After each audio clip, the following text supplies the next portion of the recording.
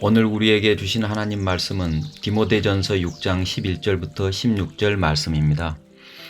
오직 너 하나님의 사람아 이것들을 피하고 의와 경건과 믿음과 사랑과 인내와 온유를 따르며 믿음의 선한 싸움을 싸우라.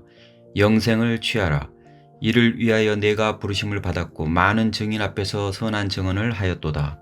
만물을 살게 하신 하나님 앞과 본디오 빌라도를 향하여 선한 증언을 하신 그리스도 예수 앞에서 내가 너를 명하노니 우리 주 예수 그리스도께서 나타나실 때까지 흠도 없고 책망받을 것도 없이 이 명령을 지키라.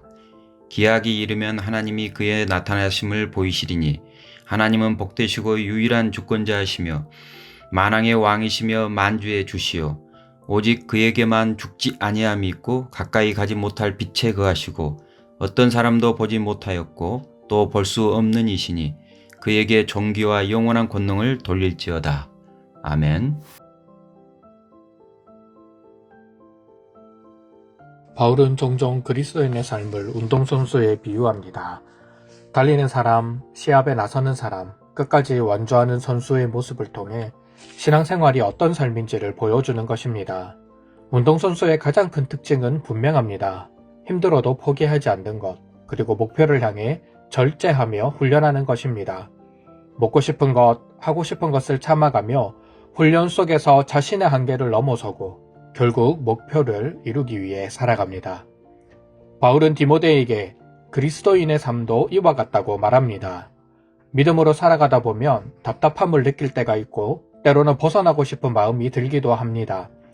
포기하고 싶을 때도 있고 신앙생활이 왜 이렇게 힘든지 묻고 싶을 때도 있습니다. 어쩌면 우리는 이런 어려움 앞에서 조금씩 현실과 타협하며 살고 있는지도 모릅니다. 디모데 역시 믿음의 경주를 완주하기 어려운 현실 속에 있었습니다. 그가 맡은 에베소 교회는 거짓 교사들이 들어와 성도들을 흔들고 있었습니다. 무역도시였던 에베소는 물질적 풍요가 컸기 때문에 교회 안에도 돈을 사랑하며 신앙을 왜곡하는 모습이 나타났습니다. 디모데는 바로 그 한복판에서 믿음의 경주를 달려가야 했습니다. 바울은 그런 디모데에게 아버지의 마음으로 권면합니다. 도망치지 말고 피하지 말고 믿음의 선한 싸움을 싸우라. 오늘 이 말씀을 통해 우리는 어떤 모습으로 신앙의 경주를 해나가야 하는지, 어떻게 믿음의 선한 싸움을 싸울 수 있는지를 함께 살펴보도록 하겠습니다. 먼저 믿음의 선한 싸움은 우리가 어디에 속해 있는지가 중요합니다. 바울은 오늘 말씀을 통해 디모데가 어디에 속해 있는지를 분명하게 밝힙니다. 11절입니다. 오직 너 하나님의 사람아. 에베소 교회의 성도들은 교회를 다니기는 했지만 세상 속에서 살아갔습니다. 하나님께 속한 것이 아니라 세상에 속한 것입니다. 그들의 관심은 어떻게 하면 하나님을 기쁘시게 할 수 있는가? 어떻게 교회가 세상의 빛이 될 수 있는가? 어떻게 우상 숭배가 만연한 에베소라는 거대한 도시에 하나님의 영광을 드러낼 수 있는가? 여기에 있지 않았습니다.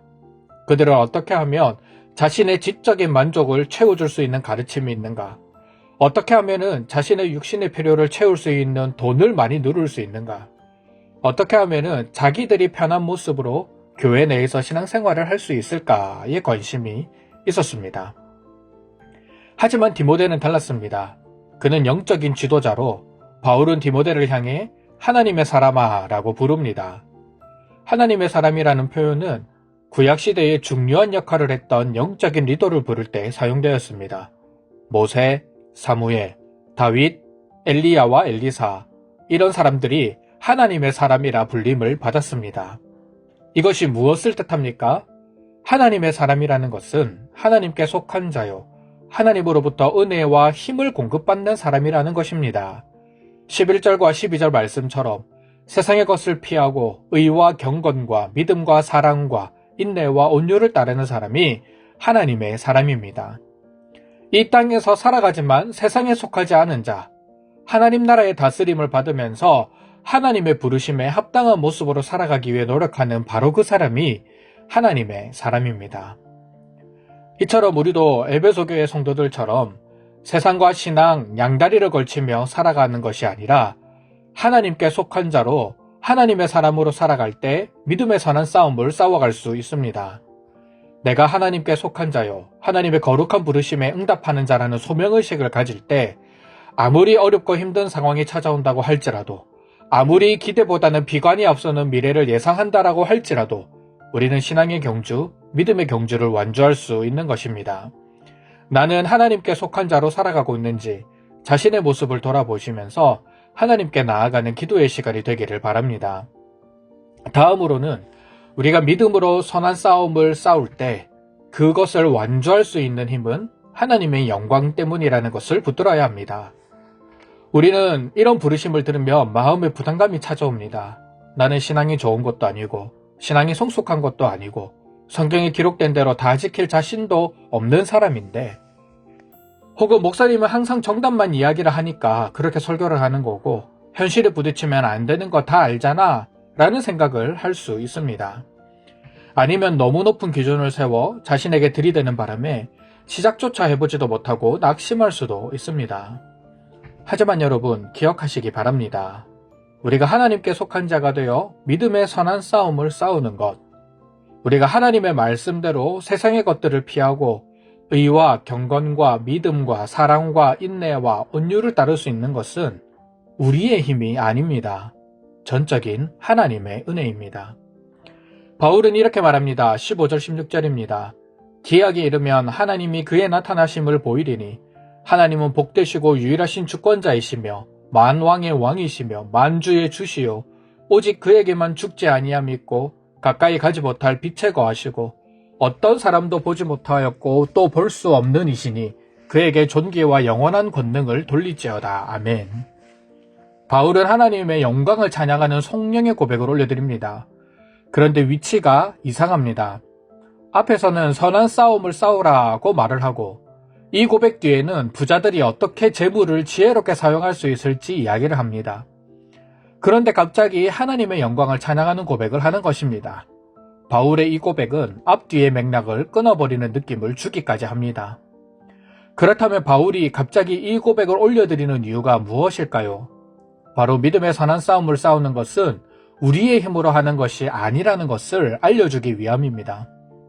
우리가 하나님의 충만한 영광을 경험하고 그 찬란한 빛에 깊게 잠길 때에 우리는 이 세상에 속한 자가 아니라 하나님께 속한 자가 될 수 있습니다.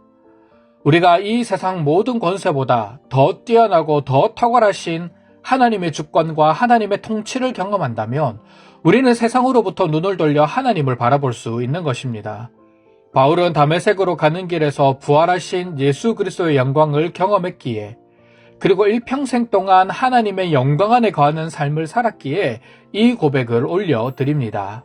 나의 힘이 아니라 하나님의 은혜로, 나의 욕망을 채우는 것이 아니라 하나님의 영광으로 채우는 모습을 주님 다시 오실 때까지 흠도 없고 책망도 받을 것도 없이 이 명령 가운데 거하라 라고 권면하는 것입니다.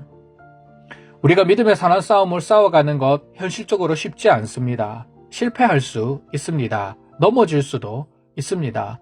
이런 모습으로 살아간다는 것이 너무 거룩한 부담으로 다가올 수도 있습니다. 하지만 예수 그리스도께서 십자가 위에서 죽어주심으로 우리는 하나님의 사람, 하나님의 속한 자가 되었습니다. 우리에게 하나님의 은혜의 영광의 빛이 비춰지게 될 것이고 그 찬란한 빛을 경험할 때 우리는 능히 주님의 뒤를 쫓을 수 있습니다. 우리가 넘어지면 예수님이 일으켜 주실 것입니다. 우리가 실패해도 하나님이 그 실패를 품어 주실 것입니다. 우리는 그리스도께서 나타나실 때까지 끝까지 십자가만을 붙들면서 나아가기만 하면 되는 것입니다.